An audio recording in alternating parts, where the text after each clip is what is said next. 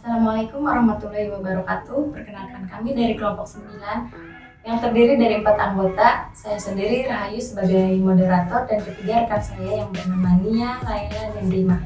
Di sini kami akan membahas mengenai laporan keuangan sektor publik Kota Bandung dengan laporan keuangan swasta atau privat dari PT Mayora Indah Tbk. Langsung saja ke pembahasan yang pertama, yaitu mengenai pengertian akuntansi sektor publik dan akuntansi sektor privat atau swasta. Pengertian dari akuntansi sektor publik adalah mekanisme teknik dan analisis akuntansi pada pengelolaan dana masyarakat di pemerintah pusat, lembaga-lembaga tinggi negara, dan departemen-departemen, badan layanan umum, pemerintah daerah, badan layanan umum daerah, lembaga sosial masyarakat, dan layanan sosial, maupun pada proyek-proyek kerjasama akuntansi sektor publik dan swasta. Adapun akuntansi sektor privat atau swasta adalah bagian dari ekonomi di luar kepemilikan pemerintah yang terdiri dari individu dan bisnis, individu atau kelompok individu mengendalikan bisnis, dan tujuan utama dari akuntansi sektor privat atau swasta ini adalah untuk mendapatkan untung. Pembahasan selanjutnya yaitu perbedaan antara akuntansi sektor publik dengan privat yang akan disampaikan oleh saudari Laila. Assalamualaikum warahmatullahi wabarakatuh. Saya Laila Variati. Pada kesempatan kali ini saya akan menjelaskan tentang perbedaan akuntansi sektor publik dengan akuntansi sektor swasta. Sedikitnya ada 6 perbedaan antara organisasi sektor publik dengan sektor swasta. Yang pertama yaitu mengenai tujuan organisasi. Untuk organisasi sektor publik, tujuan organisasinya dia adalah bukan untuk mencari laba, atau bisa diistilahkan dia non-profit oriented. Sementara kalau di organisasi sektor bisnis, ya orientasinya tentu untuk mencari laba. Perbedaan yang kedua mengenai sumber pendanaan. Kalau pemerintah atau sektor publik, sumber pendanaannya itu bisa berasal dari retribusi, pajak, utang negara, laba BUMN, dan sebagainya. Sementara untuk yang sektor swasta, ya modalnya bisa dari modal sendiri, laba ditahan, utang kepada bank, dan sebagainya. Perbedaan yang ketiga yaitu mengenai pertanggungjawaban.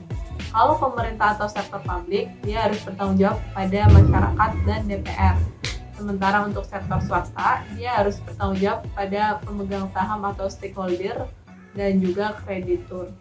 Perbedaan yang selanjutnya yaitu perbedaan yang keempat mengenai struktur organisasi.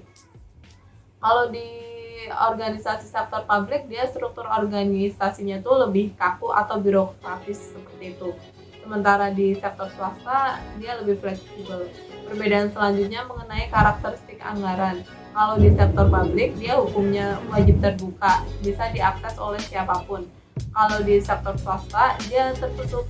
Kenapa? Karena sumber pendanaannya dia bukan berasal dari masyarakat. Perbedaan yang terakhir mengenai basis akuntansinya. Untuk sektor publik, pemerintah ada yang sudah menggunakan cash basis, ada yang menggunakan accrual basis. Untuk yang sektor swasta, dia sudah menggunakan accrual basis. Assalamualaikum warahmatullahi wabarakatuh. Nama saya Kurniawati. Di sini saya akan melanjutkan penjelasan yang telah Laila sampaikan sebelumnya. Laporan keuangan sektor publik berbeda dari laporan keuangan sektor swasta. Perbedaan tersebut meliputi tujuan, elemen, jenis, maupun teknik yang digunakan dalam pembuatan laporan keuangan. Di samping adanya perbedaan karakteristik, laporan keuangan sektor publik dan laporan keuangan sektor swasta memiliki persamaan, yaitu sama-sama membutuhkan standar akuntansi keuangan untuk menjadikan pedoman dalam pembuatan laporan keuangan.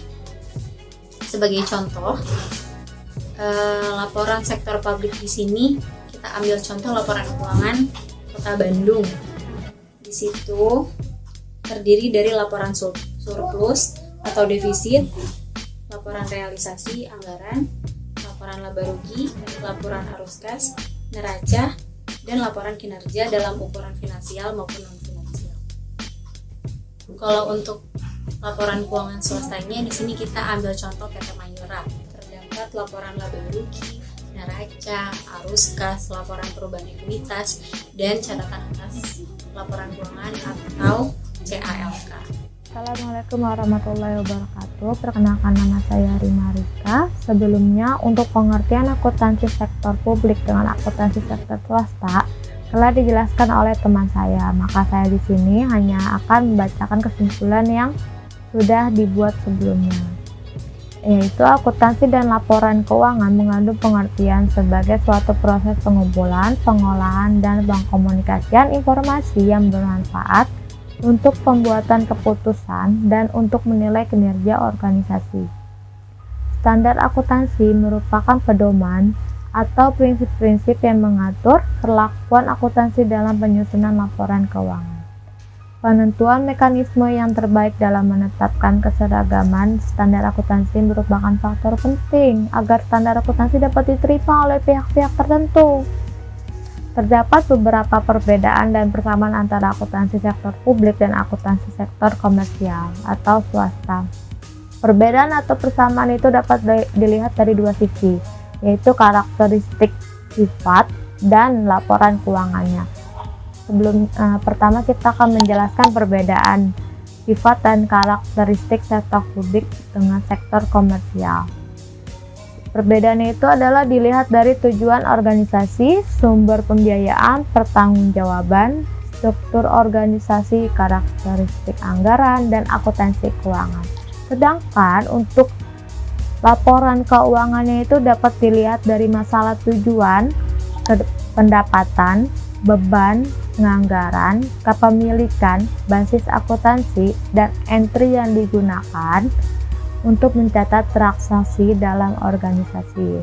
Sedangkan untuk persamaannya dari bagian yang integral dari sistem ekonomi negara menghadapi masalah yang sama, yaitu kelangkaan sumber daya atau scarcity of resource, pengendalian manajemen yang sama, perencanaan, pengendalian, pertanggungjawaban, menghasilkan produk yang sama, transportasi, pendidikan, kesehatan, dan jenis pelayanan lainnya, karena banyak untuk disebutkan. Sedangkan untuk laporan keuangannya itu dapat dilihat dalam pengambilan keputusan sebagai informasi pengguna dan menerapkan standar yang telah ditetapkan. Berikut kesimpulan yang dapat saya jelaskan. Mohon maaf bila ada kesalahan kata. Wassalamualaikum warahmatullahi wabarakatuh.